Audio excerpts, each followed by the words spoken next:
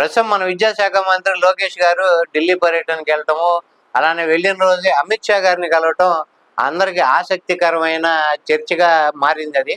ఈయన మనకి ఆంధ్రప్రదేశ్లో ఒక విద్యాశాఖ మంత్రిగా ఉన్నారు. ఆయన ఒక శాఖ మంత్రి, అది కూడా కేంద్ర హోంమంత్రి అమిత్ షాతో ఒక రాష్ట్రానికి సంబంధించిన విద్యాశాఖ మంత్రికి ఎటువంటి సంబంధం ఉంటుంది? ఏం మాట్లాడటానికి వెళ్ళుంటారు?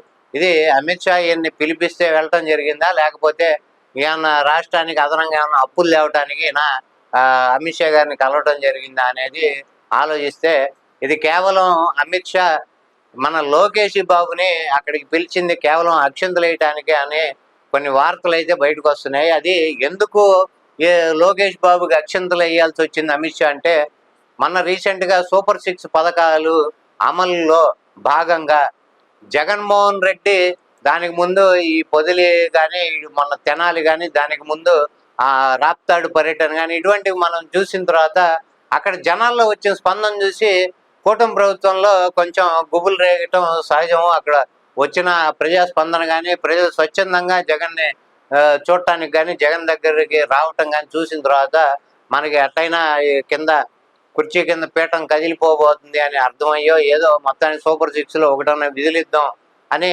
ఎట్లాగో ఈ స్కూళ్ళు తెరిచే టైం అయింది కాబట్టి ఈ స్కీమ్ అయితే మనం ప్రచారానికి బాగుంటుంది అని విద్యాశాఖ మంత్రి లోకేష్ బాబు కాబట్టి ఆయనకి సంబంధించిన నిధులు ఏదైనా హామీ అమలు చేస్తే ఇటు చంద్రబాబు నాయుడుకి అటు లోకేష్ బాబుకి ఇద్దరికి ఉభయతారకంగా మంచిగా ఉంటుంది. లోకేష్ బాబు అన్నమాట నిలబెట్టుకున్నాడని ప్రజల్లోకి మనం చొప్పించవచ్చు. తద్వారా మనం నెక్స్ట్ ఏదో ముఖ్యమంత్రిని చేద్దాం అనే ఉద్దేశాలు ఉన్నాయి కాబట్టి దాని రకంగా దీనికి సంబంధించిన పథకం వరకే రిలీజ్ చేసి అది సూపర్ 6 మొత్తం అమలైపోయినాయి, ఇంకెవడు మాట్లాడటం లేదని నిస్సిగ్గుగా సభలో చెప్పడం జరిగింది. అయితే ఈ పథకం అమలు చేయడానికి పథకం అమలు ప్రారంభోత్సవం చేసిన దానికి ఇటు చంద్రబాబు నాయుడు ఇటు లోకేష్ బాబు ఇద్దరే వాళ్ళు ఉంటాము. ఇటు జనసేనకు సంబంధించిన పవన్ కళ్యాణ్ కానీ, ఇంకెవరైనా కానీ, అంటే జనసేనలో ఉన్న మిగతా మంత్రులు కానీ, కనీసం అక్కడ జనసేన నుంచి ఎలక్ట్ అయిన ఎమ్మెల్యే ఒకళ్ళు కానీ, జనసేన పార్టీ ఆనవాళ్ళు అనేది ఒకళ్ళే. అలానే కూటమిలో భాగంగా ఉన్న బీజేపీకి సంబంధించిన అధ్యక్షురాలు పురంధరేశ్వరి కానీ, అటు బీజేపీకి సంబంధించిన మంత్రులు కూడా అక్కడ ఎవరూ లేరు. కేవలం తండ్రి కొడుకులు ఇద్దరే పథకాన్ని ప్రారంభోత్సవం చేసేశారు. ఈ విషయం మీదే అమిత్ షా సీరియస్ అవటం జరిగింది అని ఒక టాక్ నడుస్తుంది ప్రస్తుతం. దీనిలో భాగంగానే మీరు ఈ సూపర్ 6 అమల్లో భాగంగా మనం కూటమిగా అక్కడ ప్రభుత్వం నడుస్తున్నప్పుడు ఇటు బీజేపీకి మా పార్టీకి సంబంధించిన అధ్యక్షురాలు కానీ, మిగతా వాళ్ళు ఎవరిని కానీ పిలవకుండా, అలానే కూటమిలో మనతో పాటు పార్ట్నర్గా ఉన్న పవన్ కళ్యాణ్కి కానీ, వాళ్ళ పార్టీకి సంబంధించిన మంత్రులు, ఎమ్మెల్యేలు ఎవరో ఒకళ్ళు సమక్షంలో వాళ్ళెవరిని పిలవకుండా మీ ఇద్దరే దాన్ని పథకం అమలు చేయటం అనేది ఏంటి అసలు? అట్లానే దీనికి సంబంధించి ఇన్ఫర్మేషన్ కూడా ఏమీ లేకుండా కూటమిలో మిగతా వాళ్ళకి మీ ఇద్దరు ఏదో సొంత కార్యక్రమం లాగా దీన్ని తీసుకోవటం ఏంటి, దాన్ని అమలు చేయటం ఏంటి అని క్లాసు పీకటానికే లోకేష్ బాబుని ఆయన పిలిచినట్టుగా మనకి సమాచారం ఉంది. అలానే ఈ జగన్ మీద కేసులు కూడా ఎంతవరకు వచ్చినాయి, అర్జెంటుగా జగన్ లోపలేండి అనేది లోకేష్ బాబు ఢిల్లీ పెద్దల్ని కలిసి అదొక జపం చేస్తున్నారు అనేది కూడా ఒక ఇది ఉంది. కారణం ఏంటంటే జగన్ ఇప్పుడే ఇక మెల్లిమెల్లిగా ప్రజల్లోకి వెళ్ళటం అయితే బిగిన్ చేశాడు. ఏదో కార్యక్రమం పెట్టుకొని ఆ కార్యక్రమం అంటే మన మిర్చి రైతుల దీనికి, అట్లానే టొబాకో గిట్టుబాటు ధర లేదు, పొగాకు గిట్టుబాటు ధర దానికని, అలానే మొన్న రాప్తాడు దానికి వెళ్ళటము, నిన్న ఈ పల్నాడు మన రెంటపాళ్ళ నాగమల్లేశ్వరరావు విగ్రహావిష్కరణకి వెళ్ళటము, ఆంక్షలు అవన్నీ పెట్టినా కానీ అంతమంది జనసందోహం జగన్ చూడటానికి రావటం, ఈ నేపథ్యంలో ఇట్లా జగన్ ప్రజల్లోకి రావటం బిగిన్ చేశాడు అంటే మన సీటుకి ఎసరు వస్తుంది అనేది వాళ్ళకి అర్థమయ్యి ఇవి ఆపాలి అంటే జగన్ అర్జెంటుగా ఏదో కేసు పెట్టి లోపల వేయటమే మార్గం మనకి అని, ఈ లోపలుంటే మనం కొంత మనశ్శాంతి ఉండొచ్చు అని కేవలం ఇదే ఉద్దేశ్యంతో ఢిల్లీ పోయి జగన్ ఎప్పుడు అరెస్ట్ చేస్తారు, ఎప్పుడు లోపలేస్తారు అని అడగటం. అలానే అమిత్ షా కూడా ఇక్కడ నడుస్తున్న కేంద్ర ఇంటెలిజెన్స్ జగన్ మీద ఉన్న ప్రజాదరణ కానీ,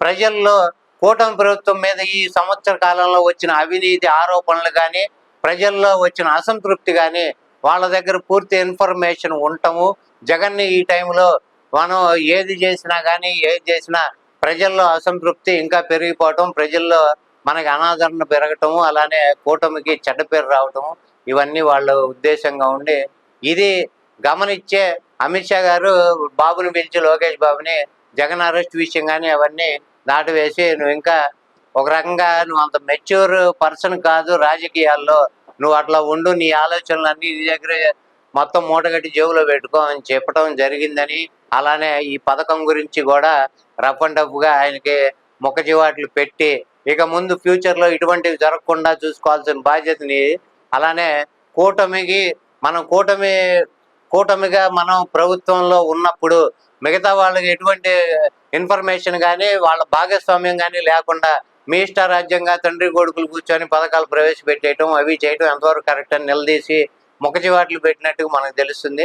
కాబట్టి లోకేష్ బాబు ఎక్కడైనా కొంచెం రెడ్ బుక్ రాజ్యాంగం పక్కన పెట్టి, ఆల్రెడీ ఒక వ్యక్తి ఎవరో అనంతపురం జిల్లాకు చెందిన వ్యక్తి ఎవరో ఈ రెడ్ బుక్ రాజ్యాంగం మీద హైకోర్టుని ఆశ్రయించడం జరిగింది. ఈ రెడ్ బుక్ రాజ్యాంగం ఏంటి, ఈ అరాచక పాలన ఏంటి, అసలు ఎంతమంది కార్యకర్తల మీద కానీ రేపులు కానీ మహిళల మీద అఘాయిత్యాలు కానీ ఇవన్నీ జరగటం ఏంది, ఇటువంటి వాటన్నిటి మీద ఈ రెడ్ బుక్ రాజ్యాంగం ఏంది, అంబేద్కర్ మన పెద్దలు మనకి ఇచ్చిన రాజ్యాంగాన్ని పక్కన పెట్టేసి ఈ రెడ్ బుక్ రాజ్యాంగం అని బాహాటంగానే టీడీపీ శ్రేణులు దాన్ని ప్రకటించి రెడ్ బుక్ రాజ్యాంగం ప్రకారం వెళ్ళటం, ఇటువంటివన్నీ ఎంతవరకు సమాజానికి మేలు చేస్తాయి, ప్రజలకు వీళ్ళు గెలిచింది ఎందుకైనా, ప్రజలు ఏమైపోవాలి అనేది ఆయన హైకోర్టులోనే దాన్ని ఒక పబ్లిక్ ఇంట్రెస్ట్ లిటిగేషన్ కింద పిల్లు కింద హైకోర్టులో వేయటం జరిగింది. దీని గురించి హైకోర్టు ఎలా స్పందిస్తుందో ఏంటి అనేది ఒకసారిగా మనం ముందు ముందు చూడాలి.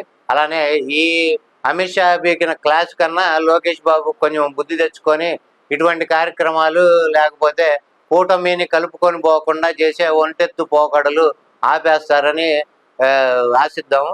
చూద్దాం, లెట్స్ సీ.